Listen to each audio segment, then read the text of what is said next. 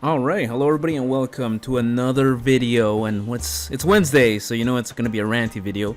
And today we're gonna be talking about one of my favorite mix match kind of things, and it's essentially just card games and anime. And recently there was a developing news that, as a result, pulled me out. And usually I like to keep the things separate, even though there is some intermingling in there. But there's something here today that I want to talk about, and that was the reveal essentially of the Gundam TCG. Now, the Gundam TCG announced by Bandai is going to be based on one of the most popular IPs in all of anime fandom, and I have not made it like unclear to most of you that I am a fan of Gundam. I mean, there's a playlist for Gundam, and even though essentially it is just one video, you know, I've pretty much gone through all the Gundams. I've also, well, technically this video is a few years old now, so it's not up to date, but I have kept myself up to date with Gundam in general. So on the one hand, I should be a fan and I should be kind of hyped for these card games, right? For this card game release. And for the most part, that makes sense. I mean, I am a huge card game fan, and sometimes I am just a cardboard addict, I'll be honest. I played all the big card games. I played some Magic, Yu-Gi-Oh, Pokemon, Digimon, One Piece, a little bit of Dragon Ball, and even in the few ones I didn't try or I didn't play, you know, I still looked into it and done the research. If you look a while back, I did that.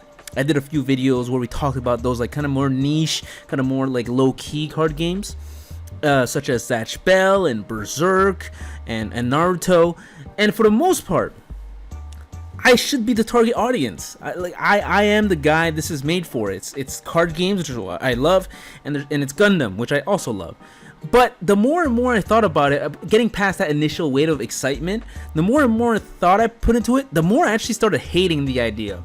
And today I just wanted to explore that and explore why I think it's not good in general for there to be a Gundam card game. And you might be wondering why. So I think that's fair. And to start with, I just want to start with the company behind the card game that is being released, and that is Bandai. So Bandai is a very big business. That's no surprise to anybody. A lot of video games nowadays have them as the publisher. If you play in an arcade machine, you have a 50-50 chance of it being a Bandai machine. You ever bought any sort of Gundam model, it is by Bandai. And for the most part, this card game I'm talking about is also going to be from Bandai. And this is not a small business either. If we look at the stats that they publish, in 2024, they have over 10,000 employees that are permanent and another 10,000 employees that are temporary, so seasonal or whatever, or contract workers or something like that. So overall, you know, being general here, they have like 20,000 employees around the world. So it's not a small company, and it's not a unexperienced company in terms of card games, because Bandai have been releasing card games for a while.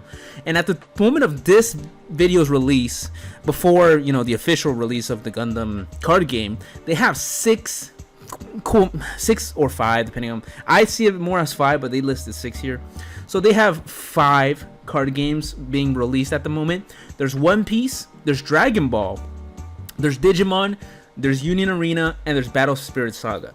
Now, I will say they are good at making card games. That's not really the problem here. And thematically, a lot of these card games actually play pretty well and are generally pretty fun.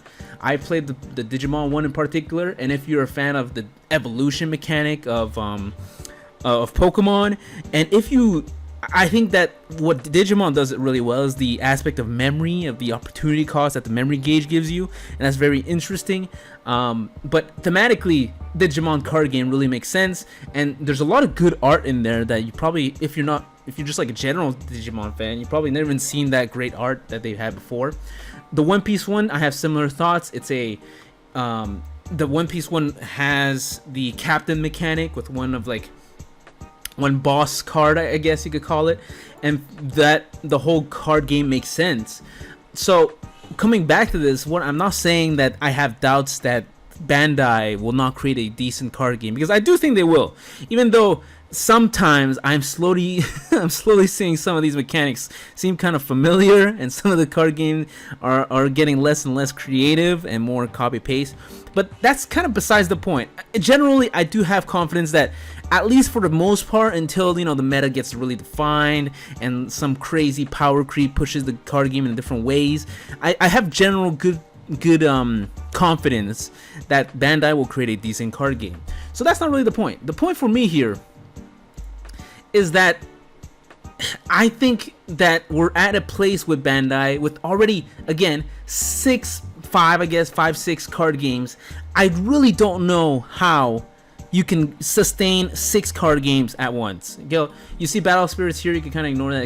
It's kind of put together in Battle Spirit Saga because one is just the remake or remaster of the other, and that's also another point I'm going to come back to later. So, on the most part, this is, I think, going to be a problem because we have here before at the beginning of this year, we didn't even have this Union Arena, which is the more newer one. We only had One Piece, Dragon Ball, Digimon, and Battle Spirits.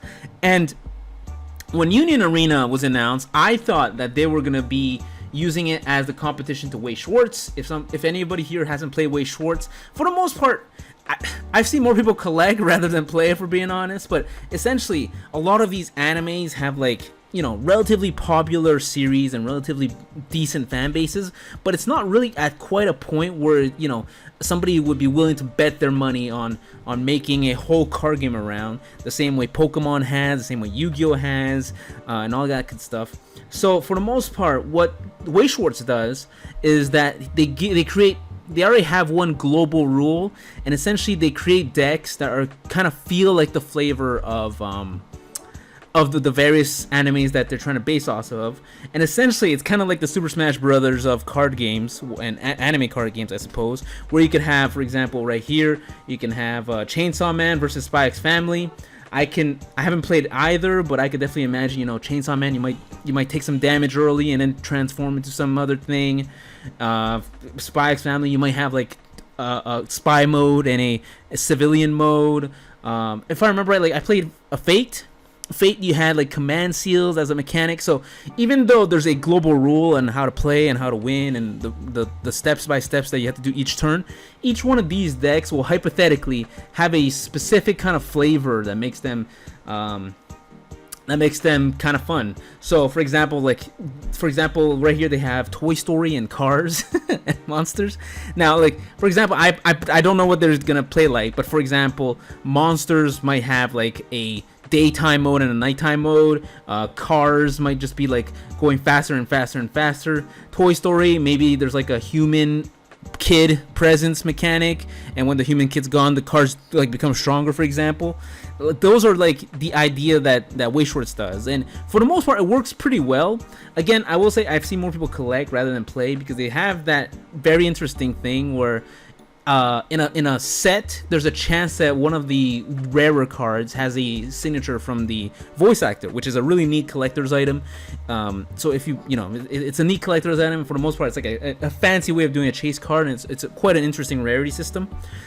But yeah, I thought that Union Arena was gonna be that, and the sets that the animes that they proposed made it sound like they were going that direction, right? Bleach, strong anime, strong popular presence. Hunter x Hunter, strong anime, strong popular presence. Jujutsu Kaisen, Code Geass, Demon Slayer, and One Punch Man. They're all popular. That said, I wouldn't necessarily bet all my money on any one of these individually becoming a popular card game. So I think it really makes sense that you're bringing all of these together and kind of you're gonna add some flavor, right? Code Geass, you might have a civilian mode and the terrorist quote unquote mode, or you might have the Geass, some kind of Geass mechanic. One Punch Man, there might be a hero mechanic, and I don't know, Demon Slayer, you might have what do they call it? Movement? Did they call it movement in the show? Either way, that's not really the point. And also, by the way, a lot of these Bandai sites, they have this fucking button called "Do Not Sell My Personal Information," which, you know what? Thank you, thank you for putting that as an option for, I guess. But yeah.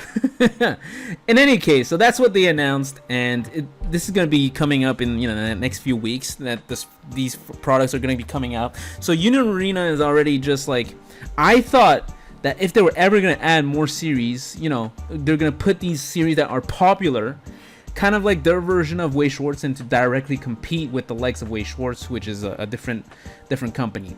So that's what I thought Union Arena's purpose was. So when they introduced this Gundam TCG, I was just kind of confused. I was, oh, okay, it's a new expansion set, or it's like the new like collection of Union Arena. But no, this is gonna be its own standalone thing, and you can actually go and buy the beta version. I think it's sold out at the moment because we're just, I mean, us Gundam fans, we're just suckers. But yeah, I just don't have a lot of confidence. And for the most part, Bandai also has this playbook, I suppose, when it comes to card games. When the card games first come out, they pump a lot of money into the card games. So for those who've been around long enough to see Dragon Ball Super at its beginning, when Dragon Ball Super was first coming out, you should have been to the tournaments, man. You could have placed like in a like a 1,000 person event. You could place in like the bottom 400. Well, not the bottom 4. Like, let's say you place 400. There's still a chance you go home with a decent prize. That's how much money they were pumping, because they wanted to create excitement. Dragon Ball Super anime was coming out at the same time to revive that Dragon Ball hype, and it was like a perfect storm, and they just wanted to force their way to Dragon Ball's creating its own success. And for a while it worked. I mean, a lot of my friends who were playing other card games dabbled in Dragon Ball Super, even just like on the prospect of maybe getting good enough to try and go for the big prize, because at a certain point they were giving out lots of cash for relative to this TCG part of the world. They were giving away a lot of cash to otherwise something that you would just essentially lose money on. So there was like a hypothetical chance you can make your money back, which is a insane proposition if you're a card game player. So Dragon Ball Super, when that card game was coming out, they pumped it, and they did the same with all the other card games since. Digimon eventually came out with the advent of Digimon Adventure Reboot in 2020, I believe, and the same thing. They pumped a lot of money into the early, and essentially they're instead, in some regular products, the early adopters usually hurt the most. In Bandai's TCG's cases, the early adopters probably gained the most, to be honest, because everybody who sticked around longer got essentially penalized by everything else. And you might think that's kind of rough way to say it, but I think historically we will see that this has been a precedence, and this has been the playbook of Bandai. And another thing is that they don't really keep them alive long enough. I mean, the minute they smell the water going bad, they smell that interest is being lost, they're pretty happy with closing it after what they feel their quota is. So Dragon Ball Super, the card game, was here, and right now they introduced in 2024 Dragon Ball Super card game Fusion World. Now, Fusion World is going to be a reboot of the Dragon Ball card. It's, from what I've played a little of, it's like a simplified version of Dragon Ball Super, which wasn't that complicated, to be honest. And essentially, it's a little bit more dumbed down, and they're going to be pushing more money into Fusion World starting from now on. And you might think, well, that's not too bad. At least we're getting a fresh coat of paint. But my problem is that the Dragon Ball Super card game, which is now called Masters, which is going to be the OG, it's just unplayable. Your cards are worthless. They're going to be supporting it for a little bit longer, but essentially it's just the minute you hear that, you just know that your horse is starting to limp, and sooner or later somebody's going to come out and have to shoot the horse. So that's why it's pretty sad, and it's not the first time they've done this. We talked about it earlier. Battle Spirits and Battle Spirits Saga, its successor.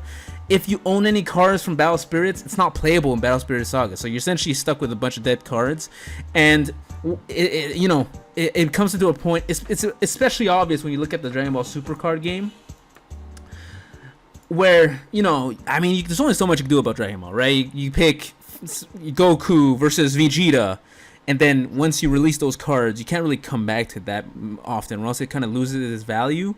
So once they reach the end point of all that, because I think by the end of Dragon Ball Super card game, right, even though it's still technically ongoing, there's like 25 sets. So it's a lot of sets. It's a lot of TCG sets. So they probably ran through squeezed out all of Dragon Ball. And now they're like, you know what, we're kind of done. We can't make up anymore, so let's just reboot the whole thing. And again, I want to make it clear, this is not me saying that this is necessarily a bad thing in a, you know, in a vacuum. Because, to be fair, Dragon Ball Super card game Fusion World is being supported in more interesting ways than Dragon Ball Super ever was. I mean, even though the Fusion World game came out with its Master Duel equivalent, or its Arena equivalent, and you know, it's better than nothing. I won't say it was great. I watched a friend play, and it wasn't that good, but it is what it is. Once it gets more popular, when it gets more running better and running more smoothly, I think it'll be more interesting. But it's interesting that it's there, and more importantly, the Dragon Ball card game, the new Fusion World, will come with these code cards, kind of like Pokemon, where you can scan those codes and play in the digital version, from what I understand. So that's a very good improvement. But to me, this is essentially what I mean. You're rewarding early adopters, but you're kind of just shitting on your longtime fans, and essentially you're just hoping that enough of those Dragon Ball card game masters, I guess now, players are interested enough to come play your new one, hoping that it's fun. So I don't know. I think that's a hard sell. So coming back to it though, the Gundam card game, I thought this was super unnecessary. I mean, what was the point of introducing Union Arena, where you're crisscrossing all these, like, you know, fan favorite franchises? Because for what it's worth, even though you might have, you know, one or two, a preference or a hatred of one of these series that were introduced so far in Union Arena, there's no doubt that all of these are massively successful in their own right.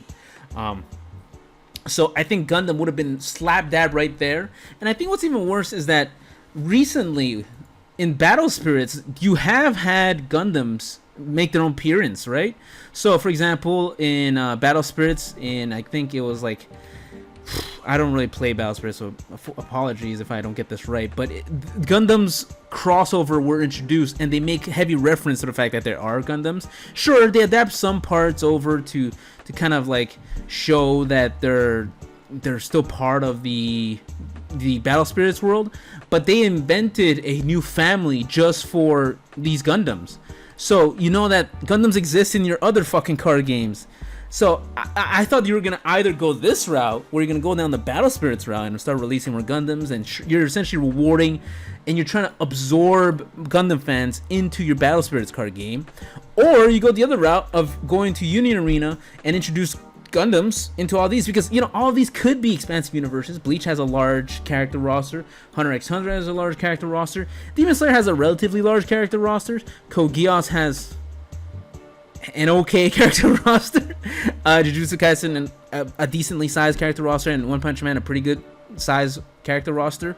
But so Gundam would have slot right in. You could even break it down even more. You could go Gundam Seed, you could go Gundam 00, Gundam Age, Gundam IBO, Gundam fucking Witch from Mercury. These could have been subdivided even further. And yes, there are enough Gundams to make a Gundam card game. Don't get me wrong. I do think that momentarily you will see some heavy success from the Gundam card game. And to be fair, the art's pretty nice. I can't deny that as a Gundam fan. Again, I am a Gundam fan.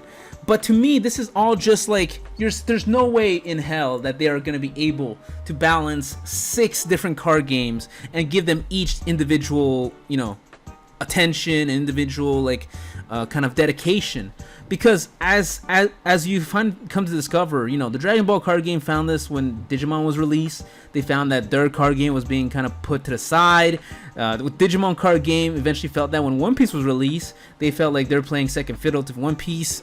And then now, I mean, Union Arena isn't quite as popular as One Piece. I don't really see how that one specifically will make do with that. But like, to me, it's like each time you release one, you don't suddenly gain $20 million to start putting in more research into your more support into your card games, right?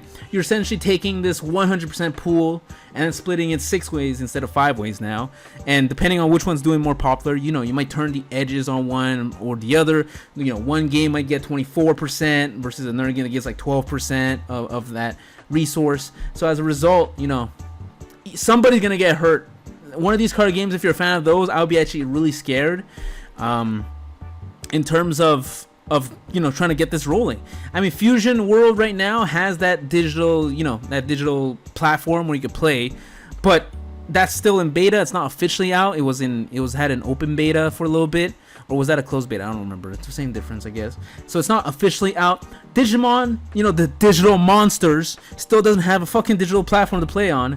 One Piece, the most popular of all their card games right now, also still doesn't have something to play on.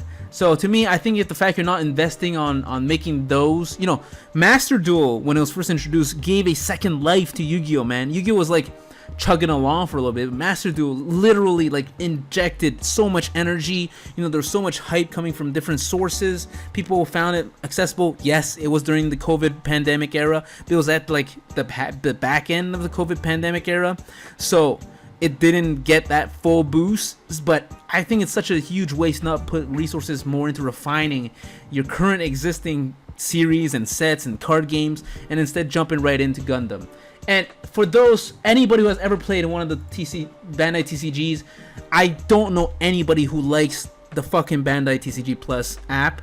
This is hot garbage, one of the worst usable shit. It's usable like just technically.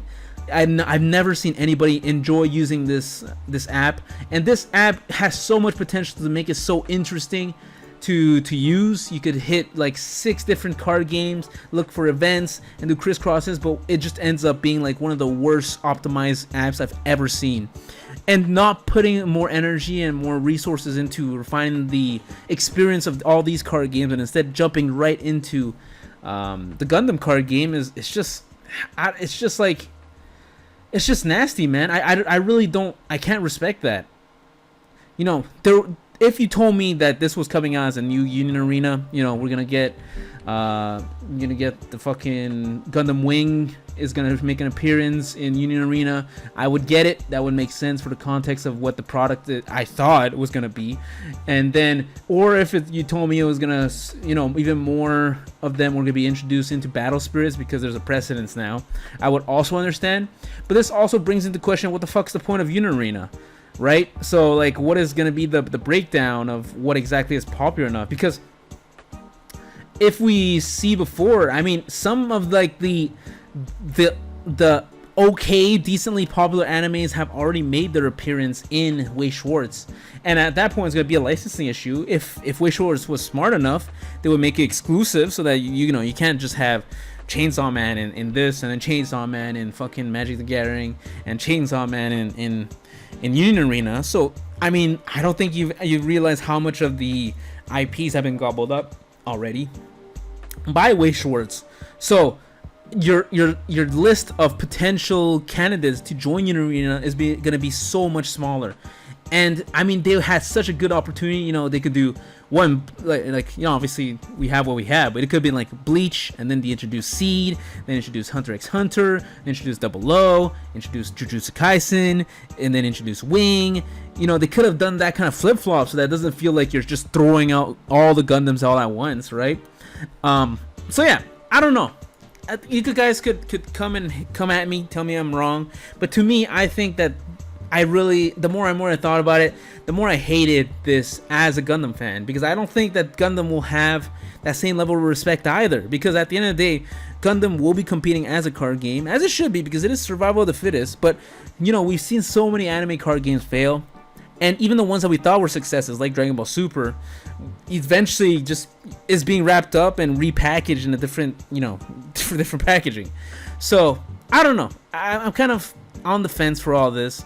You guys could come to me and say that I'm wrong, and you might already place the order. And I've seen some people give like this this thing of like, oh well, you see it's already, the beta is already sold out, so it's definitely going to succeed. But for those who know, anybody who've been here long enough and have been in the TCG world long enough knows that the first set almost always pops off and gets sold out, because not only fans will buy it, scalpers will buy it, and that's the bigger thing. And scalpers are the bane of the world, but sometimes scalpers can artificially prop up a game long enough for it to have a life cycle.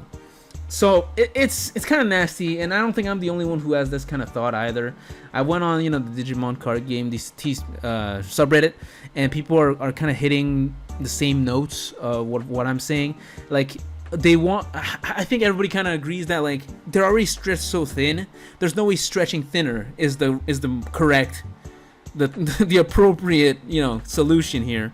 So to me, I think that the amount of resources that they're putting into developing a whole new card game, while it already existed two very, very possible places where you could have put it, in Union Arena or Battle Spirits, which you've already done in Battle Spirits, it's just really dumb. I don't know. I'm kind of disappointed. Well, that's it. I mean, Wednesday rants. I hope you guys enjoyed. And if you did, please leave a like or subscribe. If you didn't, please leave a dislike and a comment telling me how I'm wrong. And maybe I'm more pessimistic because I work in the business, so I see things a little bit more pessimistically. I'm not as optimistic on many things, so maybe I'm wrong. Come back next time. We're gonna be keeping up this rate at least till the end of the year. Once we reach the end of the year, I'll come to a conclusion as to what I want to do with the channel. I hope you guys will stick around, and I hope you guys are enjoying this this slew of content I've brought. Some of them are bangers, some of them are not, and but you can't win them all. So long story short, please think about this before you place it. If you're just buying into the hype, take another minute, think about it. If you genuinely have a deep rooted belief that this will succeed down the line, go ahead and buy it. I don't really care. I'm personally not gonna be playing this. At least I'm not gonna be buying this beta edition. I might play at a pre-release or something like that, where it's like a kind of closed environment. But that's about it, and we'll see from there. Thank you all for watching. Have a nice one, dummies.